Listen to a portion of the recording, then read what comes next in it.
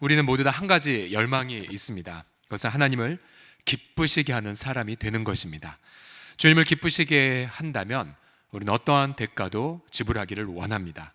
오늘 금요 심야기도에 오신 분들은 정말 추위를 이기셨고 또 코로나인지 무엇인가를 여러분 이기신 분들이죠. 여러분, 주님을 기쁘시게 하려면 필요한 것이 하나 있습니다. 히브리서 11장 3절을 보시면 믿음이 없이는 하나님을 기쁘시게 하지 못하나니 하나님께 나아가는 자는 반드시 그가 계신 것과 또한 그가 자기를 찾는 자들에게 상 주시는 이심을 뭐 해야 한다고 말합니까? 믿어야 한다라고 말하고 있죠. 결국 우리는 믿음을 통해서 하나님을 기쁘시게 할 수 있습니다. 결국 우리는 믿음을 더욱 가꾸어서 하나님을 기쁘시게 할 것이고, 또 우리 모든 성도들과 교회 공동체도 이 환난의 때에 더욱더 믿음의 사람, 또 믿음의 공동체가 되기를 우리는 힘쓸 것입니다. 우리 믿음 충만한 사람, 또 믿음 충만한 공동체를 되기를 사모하면서 우리 옆 사람 보면서 침은 튀기지 마시면서 이렇게 축복하겠습니다.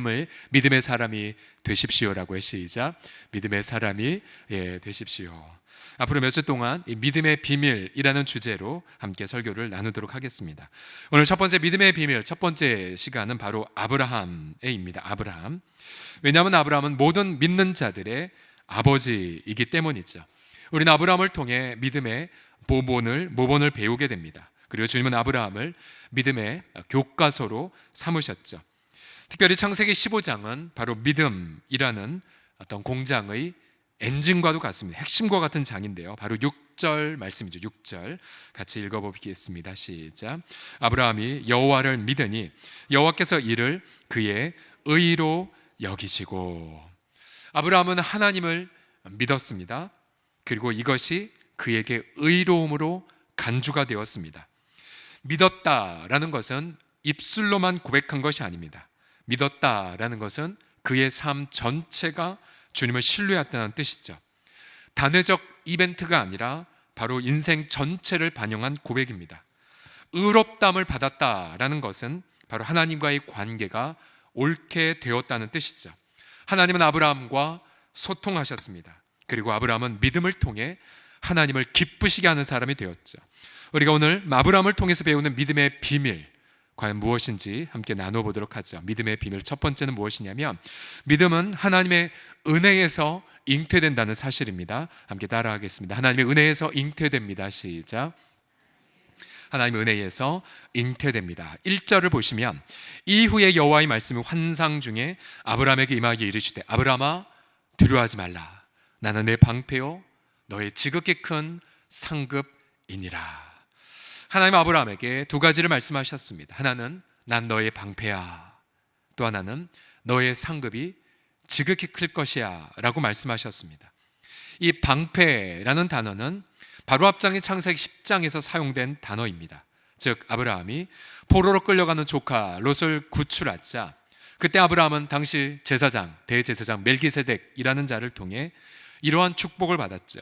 바로 앞장 14장 20절에 보시면 너희 대적을 내 손에 붙이신, 이 붙이다라는 이 단어가 바로 방패와 동일한 어원의 단어입니다.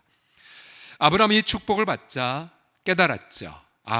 내 힘으로 승리한 게 아니구나, 바로 하나님의 은혜로 승리했구나를 깨달았습니다. 또한 소돔 왕이 너무 고마워서 사람은 돌려주고 그러나 이 재산은 너가 가지라고 말하자 아브라함은 그 재산을 거부했습니다. 멋지게 거부한 이후에, 왜냐하면 아브라함의 마음은 이미 하나님의 은혜로 부유했기 때문이죠. 다시 1절을 읽어보십시오. 함께 읽겠습니다. 시작. 이후에 여호와의 말씀이 환상 중에 아브라함에게 임하여 이르시되 아브라함아 두려워하지 말라. 나는 내 방패요 너의 지극히 큰 상급이니라. 각자 자기의 이름을 넣어 이렇게 한번 고백해 보겠습니다. 경철아, 하나님이 너의 방패다 라고요. 시작. 아무개야, 하나님이 너의 방패다. 또 이렇게 고백하겠습니다. 너의 상급이 지극히 클 것이다. 시작. 너의 상급이 지극히 클 것이다. 여러분 믿으십니까? 아브라함은 그동안 헤아릴 수 없는 많은 하나님의 은혜를 체험했죠. 창세기 12장, 그가 기근을 만나 이집트 땅으로 피난했을 때 그는 자기 목숨 하나 건지려고 아내를 동생이라고 속이고 다녔습니다. 아내 사라가 후궁으로 끌려가 버렸지만 남편 아브라함은 수수방관했죠. 비겁한 남편, 아내를 책임지지 않는 자. 만약 아브라함이 2020년에 살았다면 아마 이혼을 몇 번이고 당했을 것입니다. 그러나 하나님은 아브라함을 혼내지 않으시고 오히려 이집트와 바로에게 재앙을 내리셨죠. 바로는 아브라함의 아내 사라로 인해 본인의 나라가 재앙을 겪은 걸 깨닫고는 얼른 사라를 남편에게 돌려줍니다. 그리고 막대한 양의 재산으로 사과의 표시를 했죠. 아브라함은 생각했을 것입니다. 이게 뭐지? 나같이 무능한 남편, 나같이 비겁한 자에게 이 웬 은혜란 말인가를 생각했을 것입니다. 하나님은 자녀가 없는 그에게 이러한 약속을 선물로 주셨죠. 창세기 12장 2절 같이 읽겠습니다. 시작. 내가 너로 큰 민족을 이루고 내게 복을 주어 내 이름을 창대하게 하리니 너는 복이 될지라. 하나님 아브라함을 향해 너가 복이 될 것이라고 약속하셨습니다. 물론 아브라함은 12장까지만 하더라도 아내에게는 민폐였고요, 이집트 나라에게도 해를 끼쳤죠. 그러나 하나님은 아브라함을 복으로 삼으신 그 약속을 폐하지 않으셨습니다. 또 자녀가 없었음에도 불구하고 그 자손도 그 자손으로 말미암아 만민이 복을 받을 것이라고 약속을 하셨죠. 아브라함은 죄인이고 또한 부족한 자였지만 그는 하나님의 은혜를 감당할 수 없이 받았습니다. 그리고 그의 은혜에, 하나님의 은혜의 물결은 그의 인생을 덮고 그리고 충만하게 그렇게 인도했죠. 마침내 창세기 15장에서 하나님은 아브라함에게 하늘의 수많은 별들을 보여주셨습니다. 그리고 네 자손이 이와 같을 거야. 즉 열방의 복이 되는 내 자손이 이렇게 셀 수 없이 많을 거라고 말씀하셨어요. 아브라함은 그간에 경험했던 하나님의 은혜를 떠올리며 의심하지 않고 하나님을 믿었습니다. 하나님을 믿었어요. 결국 아브라함의 그 믿음은 하나님의 은혜로 말미암아 잉태가 된 것입니다. 에베소서 2장 8절 말씀이 생각나지 않으십니까? 너희는 그 은혜에 의하여 믿음으로 말미암아 구원을 받았으니 이것이 바로 너희에게서 난 것이 아니요 하나님의 무엇이라고요? 선물이라고 말하고 있습니다. 자, 믿음은 선물입니다. 하나님의 은혜로 잉태된 선물이죠. 모태신앙이든 또 혹은 중간에 믿었든지 상관없습니다. 믿음은 바로 하나님의 전적인 은혜의 결과이기 때문이죠. 혹시 난 왜 이렇게 믿음이 없느냐라고 한탄하지 마십시오. 하나님은 우리 모두에게 이미 감당할 수 없는 은혜를 이미 부어주셨습니다. 우리에게 필요한 건 은혜를 자각하는 것이죠. 그럼 우리가 은혜를 자각할수록 우리도 어느덧 믿음의 용장으로 세워지게 됩니다. 우리가 받은 가장 큰 은혜는 무엇이겠습니까? 요한복음 5장 25절에 따르면 진실로 진실로 너에게 이르노니 죽은 자들이 하나님의 아들의 음성을 들을 때가 오나니 곧 이때라. 듣는 자는 어떻게 된다고요? 살아난다고 말하였습니다. 저와 여러분 모두는 이미 허물과 죄로 죽은 자였죠. 볼 수도 들을 수도 없는 자였습니다. 하나님의 영광도 보지 못하고 주의 음성도 들을 수 없는 자. 그런데 하나님 아들이 이 땅에 오셨고 그가 죽은 지 나흘 된 나사로를 다시 살리신 것처럼 죽은 지 수십 년 된 저와 여러분들을 은혜로 살려주셨습니다. 우리 귀를 열어주셨고 우리 눈을 열어주셨고 우리를 위해 죽으시고 다시 하신 예수 그리스도를 믿게 하여 주셨습니다. 우리는 이미 우리를 다시 살리신 하나님의 은혜를 체험을 하였죠. 그리고 우리는 그 은혜로 인하여 믿음을 고백합니다. 예수님은 바로 나의 하나님이십니다. 바로 예수님은 나의 죄를 위해 죽으신 분이시고 지금도 살아서 나를 위해 간구하시는 분이심을 믿게 되었습니다. 할렐루야. 저는 중간에 1989년 7월 달에 수련회 때 복음을 듣고 헷가닥했기 때문에 영접하고 나서 한동안 제 내면의 의식을 탐구해 보았습니다. 언제부터 예수님을 향한 믿음이 있었지? 언제부터였지? 아무리 생각을 해보아도 어떤 예수님을 향한 기대감, 믿음, 그건 옛날부터 있었다는 생각이 많이 들었어요. 제 믿음의 시작이 저의 지성에도 있지 않았고 혹은 깨달은 저에게도 있지 않았습니다. 그저 어느 날 주님을 믿고 있는 저를 발견했다는 것, 그냥 복음을 듣고 당신은 나의 주 나의 하나님이라고 울고 있는 저를 발견한 것, 그것이 정확한 사실이라는 생각이 듭니다. 분명 제 입술로 믿는다고 고백했지만 그러나 믿음의 시작은 제게 있지 않았어요. 저를 사랑하셔서 자신을 주신 바로 예수 그리스도에게 있었습니다. 어느 날 하나님, 제가 왜 89년도에 처음 믿게 되었습니까? 라고 했을 때 주님은 거기서 깨닫게 해주셨어요. 형철아, 너는 네가 나를 고백하기 전부터 나는 너를 보고 있었단다. 그것을 깨닫고 나서 얼마나 감사를 드렸었는지 모릅니다. 여러분, 아브라함이 믿은 것처럼 주님은 우리를 믿음의 삶으로 이미 인도해 가고 계십니다. 여러분, 믿음이 약하다고 낙심하지 마십시오. 또 혹은 배우자에게 민폐만 되었다고 실망하지도 마십시오. 나는 도대체 복이 되기는커녕 나는 재앙일 뿐이야라고도 절망하지 마십시오. 여러분, 이미 하나님의 은혜는 여러분 의식하기 전에 그리스도 예수 안에서 부어졌고요, 지금도 부어지고 있고 앞으로도 계속해서 부어질 것입니다. 마침내 하나님의 그 은혜가 여러분과 저를 이 땅의 복으로 삼으시기까지 하나님의 은혜는 한량없이 우리 가운데 부어지게 됨을 믿고 감사를 드리십시오. 두 번째로 믿음을 통해서, 아브라함을 통해서 배우는 믿음의 비밀은 무엇이냐면, 첫 번째로 믿음은 하나님의 은혜로 잉태가 되고요, 두 번째로 그 잉태된 믿음은 하나님 말씀을 통해 자라납니다. 아브라함이 최초로 들은 하나님 말씀은 이것이었죠. 너 본토 친척 너희 고향을 떠나, 그럼 내가 내게 지시할 땅으로 가. 그러면 떠나고 감을 통해 이렇게 약속을 들었죠. 12장 2절과 3절을 다시 읽겠습니다. 시작.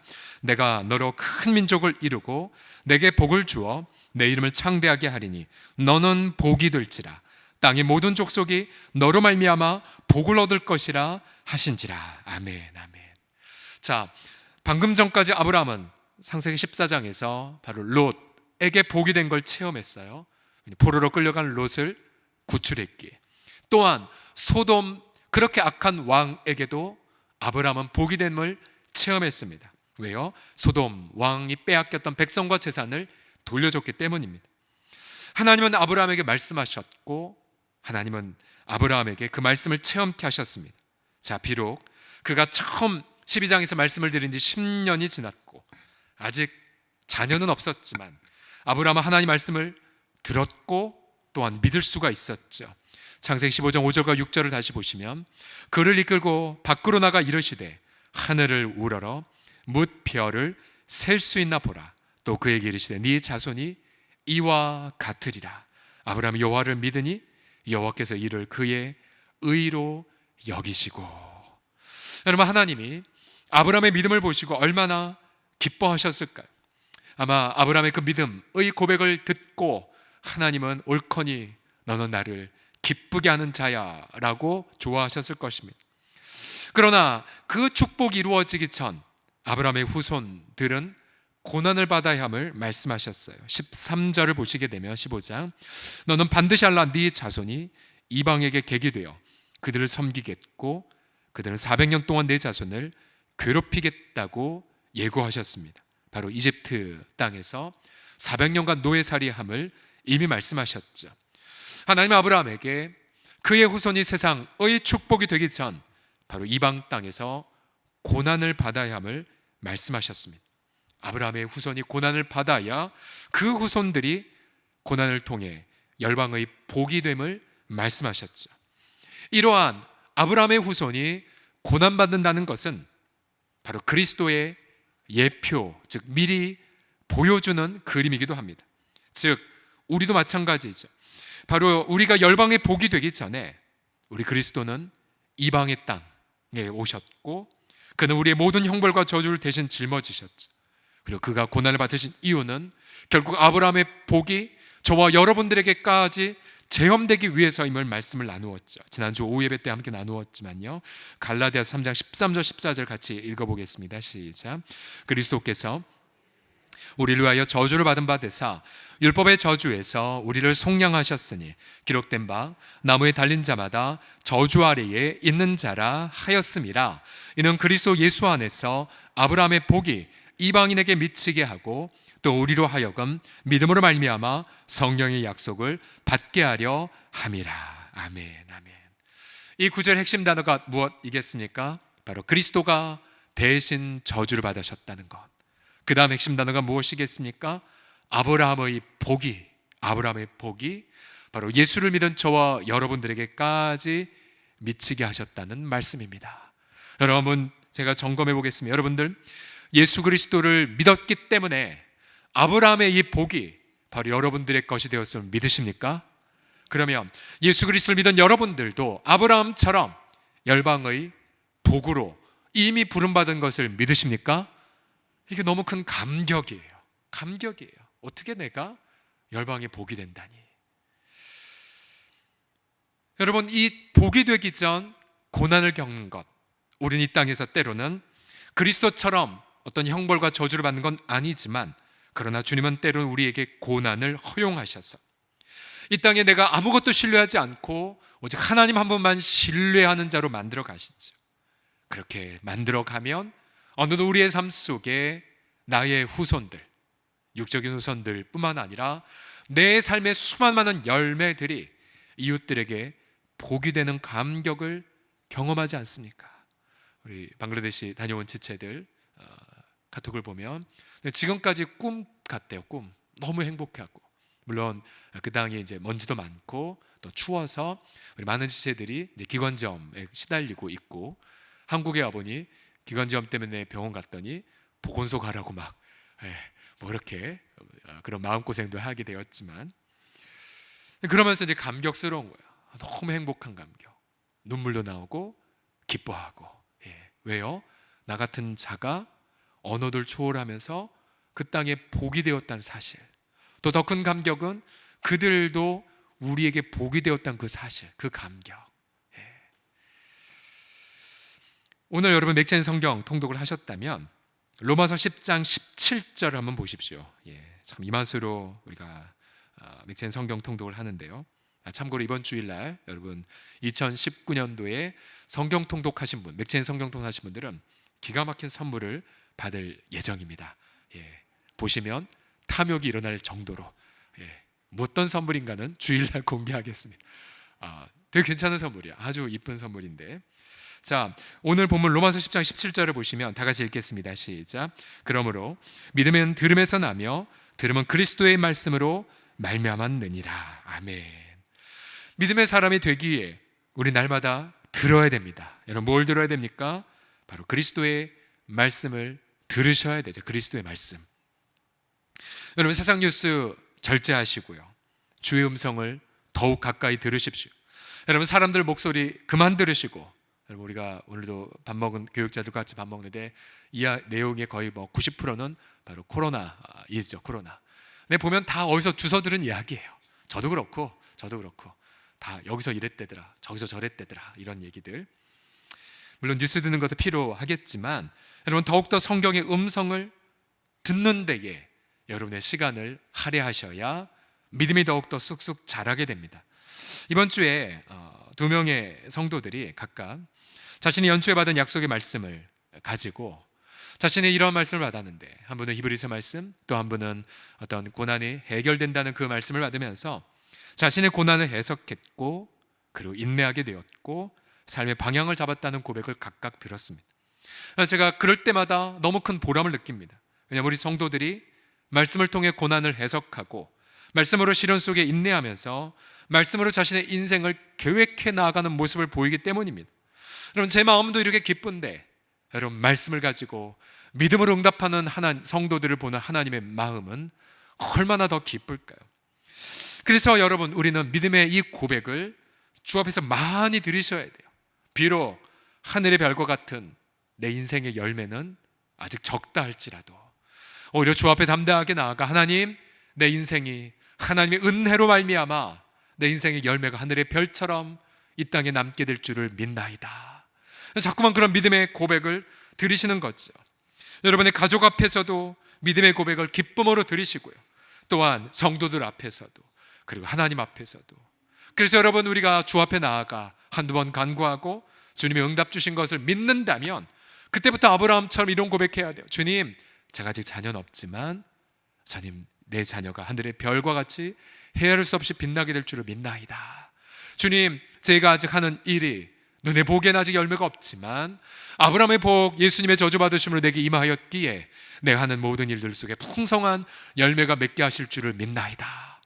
자꾸만 믿음의 고백을 말씀을 통해서 들으실 때에 하나님을 크게 기뻐하시는 나는 칭찬을 받게 될 줄을 믿습니다.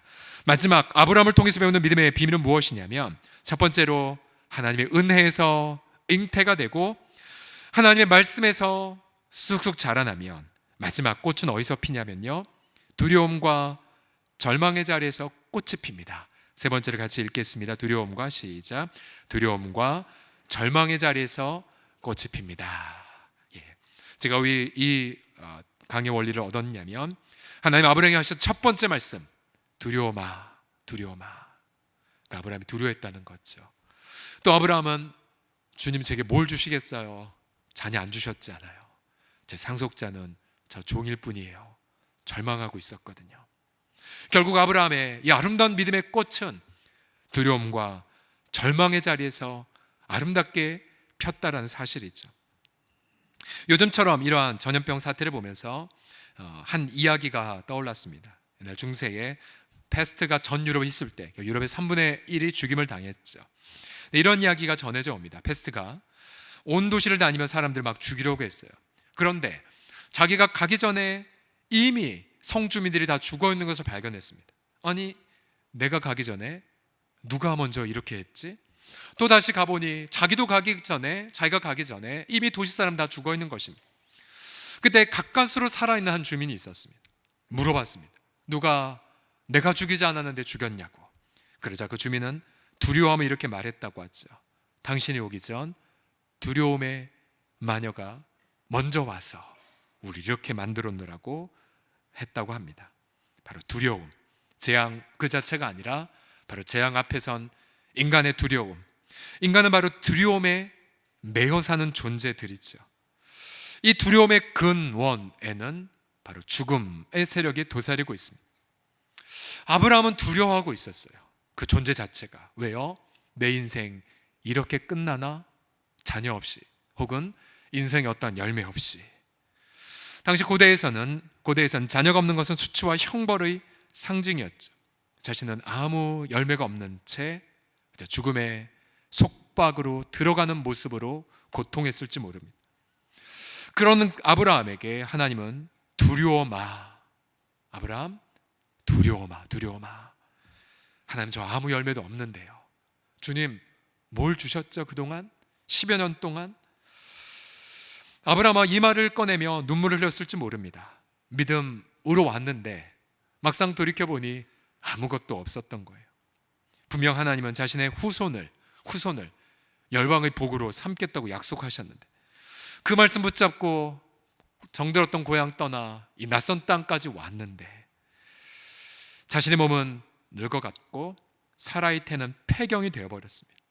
우울한 마음, 허무한 마음이 가득했겠죠.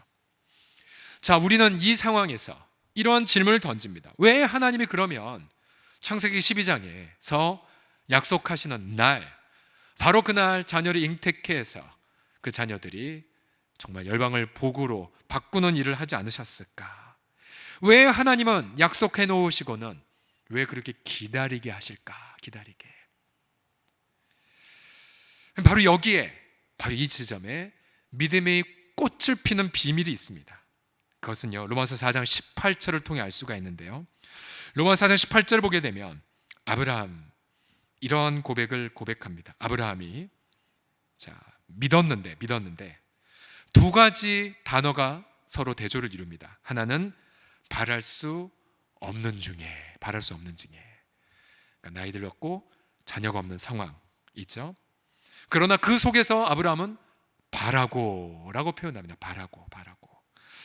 ESV 영어 성경 버전을 보면 이렇게 표현되어 있어요. 그가 믿었다. 소망에 역행해서, 소망 중에 믿었다라고 말합니다. 결국 아브라함의 믿음은 소망이 거슬러서 인간적 기대가 사라질 때에 꽃을 피웠죠. 바로 절대 절망의 순간에 꽃을 피웠습니다. 바로 두려움 때문에 미래를 바라보지 못할 때 빛을 발했죠. 믿음은 그 죽음의 비명 한가운데에서 청한 노래를 부른다라고 말할 수 있습니다. 왜 그럴까요? 왜 그럴까요? 바로 믿음은 인간의 노력을 뜻하지 않고 하나님의 일하심을 뜻하기 때문입니다. 믿음은 사람의 지혜를 뜻하는 것이 아니라 바로 하나님의 영원한 지혜를 뜻하기 때문이죠. 우리 하나님은 오직 하나님 한 분만 영광을 받기 위하여 때로는 우리를 두려움과 절망의 자리로 허용을 하십니다. 우리가 모든 인간적 기대를 다 포기하고 하나님, 저 죽었습니다. 하나님, 저 끝났네요.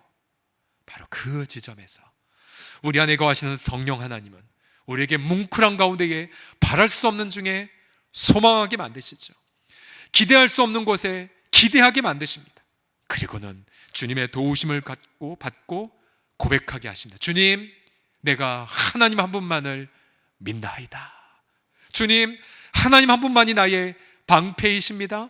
주님, 하나님 한 분만이 나의 피난처이십니다. 여러분 믿으십니까? 결국 저와 여러분이 바로 열방의 복이 되고 또 우리 교회들이 민족의 어떤 소망이 되기 전 철저하게 이러한 과정을 통과를 하셔야 됩니다.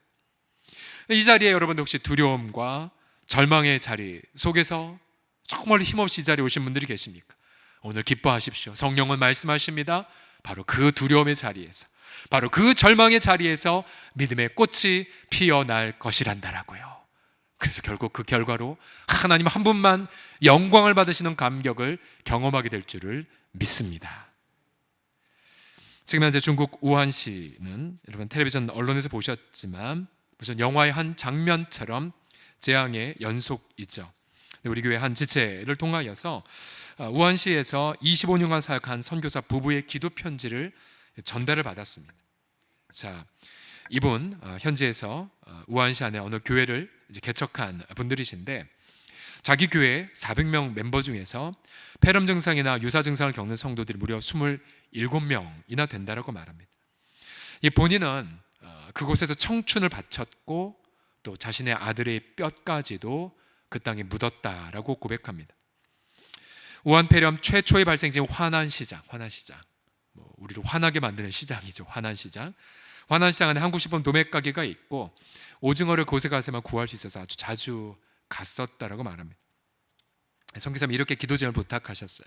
자기 현지 성도들 가운데에 투병하고 있는 이름을 다 보내주시면서 예를 들어 우이엔쥔, 판용, 수냐오, 황펑잉 같은 현지 성도들 투병에서 일어나도록 기도 부탁을 해왔고요. 또한 병원 일선에서 고군분투하는 의료진들에게 힘을 주시도록 또 투병하는 자들에게 기독인 친척들을 통해 복음이 증거되도록 기도 부탁을 해왔습니다. 매우 흥미로운 뉴스를 하나 소개해 주셨는데요. 2019년도에 우한시는 종교정책 시범지로 지정되어 교회 핍박을 가장 심하게 했던 곳이라고 말합니다. 그러니까 예배당에 CCTV 다 달아놓고 또 예배당에 시진핑의 사진을 걸어놓고 또 예배 시간 광고 시간에 중국 공산당의 그러한 선전 영상을 틀어놓게 하고요. 그런 곳이 바로 우한시였다고 합니다. 그래서 2019년도 말에는 이 편지를 보낸 선교사님 가정을 제외한 모든 선교사님들이 추방을 당한 도시였는데, 자, 흥미로운 뉴스는 무엇이냐면 이 우한시에서 종교규제 정책을 실행하는 부서의 가장 높은 사람이 이번 우한 폐렴 공무원 중에서 돌아가신 첫 번째 분이라고 합니다. 첫 번째 분이라고 해요. 현재 집 밖에 나올 수 없어 최소 한 달에서 2달 동안 공중 예배를 못 드리게 될 상황이고, 그러나 성도들이 두려움과 걱정을 떨쳐버리고 큐티 생활과 기도 생활을 통해 개인적으로 하나님과 더욱 친밀한 관계를 맺도록 기도 부탁을 해왔습니다. 또 이 고난의 기간을 통해 영육 간에 더욱 강건함을 잊고 영적 생명이 더욱 성장할 수 있도록, 자, 그러면서 영적 면역력을 더 기를 수 있도록, 영적인 면역력, 세상의 소리보다는 주님의 소리에 더 귀 기울임으로 폭풍 가운데에서도 평안을 누릴 수 있도록 이러한 기도 부탁을 해오셨으며, 영적인 면역력, 영적 면역력. 또한 그동안 종교규제 정책으로 복음 전파가 불법으로 규정돼 머뭇거렸지만 올해 이때가 영혼 추세 가장 좋은 시기와 기회가 될 수가 있다라고 그렇게 믿음을 고백을 해왔습니다. 바로 믿음의 사람의 고백을 보면서 우리가 지금 이 상황을 어떻게 인지하고 또 어떻게 기도해야 될지를 알 수가 있었습니다. 여러분, 그렇습니다. 우리가 어떠한 상황이 있든지 간에 우리는 언제든지 믿음으로 하나님 앞에 나아가서 하나님의 살아계신 것과 또 그가 자기를 찾는 자들에게 상 주시는 이심을, 더 큰 상 주시는 이심을, 우리가 생각한 것보다 더 큰 상 주시는 하나님이심을 믿고 믿음으로 하나님을 기쁘시게 하는 때가 바로 이 때가 됨을 우리는 고백합니다. 여러분, 그 믿음을 통하여서 바로 믿음으로 이웃에게 복이 되시고 또 그의 공동체에게 복이 되시고 가족에게 복이 되셔서 아브라함의 그 블레싱을, 아브라함의 그 축복을 이어가는 또 다른 믿음의 아비, 또 다른 믿음의 어미가 다 되시기를 예수님의 이름으로 축복합니다. 기도하겠습니다.